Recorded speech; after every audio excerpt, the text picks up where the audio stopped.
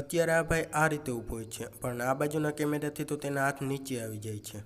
અત્યારે આ બાળક એકદમ ફુગ્ગાની પાસે પહોંચી ગયો છે, મતલબ કે ફુગ્ગો લેવાનો જ હોય છે, પણ તો પણ ખબર નહીં આ સીનમાં તે અચાનક નીચે કઈ રીતે પડવા લાગે છે.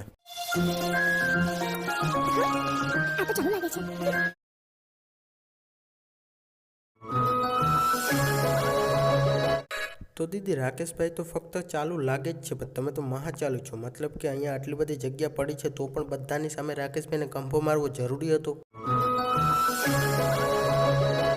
નહીં, મતલબ કે જો આ કાંડ કરતા રાકેશભાઈના મમ્મી અથવા તો રાજવીના મમ્મી પપ્પાએ તમને જોયા હોત તો તેમના મનમાં તમારા વિશે શું ફિલિંગ આવે? મારી લાડકી બહેન શું કરતી હશે? ચિંતા ના કરો કિશનભાઈ, તમે જે અહીંયા 2, 2.5 કે 3 કે 5 મિનિટનું જે કંઈ પણ ભાષણ કર્યું છે તેના પર આપણે એક અલગથી વિડીયો લાવીશું. અને આ મિત્રો, જો તમે તે વિડીયો જોવા માંગતા હોય તો ચેનલને સબસ્ક્રાઈબ કરવાનું ના ભૂલતા. અત્યારે રાજવી દીદીના વાળ તેના જમણા ખંભા પર હોય છે, પણ આ બાજુના કેમેરાથી તો તે ખંભાની પાછળ જતા રહે છે. તો મિત્રો, આજના વિડીયોમાં ખાલી આટલું જ. જો આજનો વિડીયો પસંદ આવ્યો તો લાઈક કરી દો, અને વિડીયો કેવો લાગ્યો તો કમેન્ટ કરી દો, અને તમારા મિત્રો સાથે વિડીયોની લિંકને શેર કરી દો. મળીએ આગળનો કોઈ નવા વિડીયોમાં. ત્યાં સુધી બાય બાય.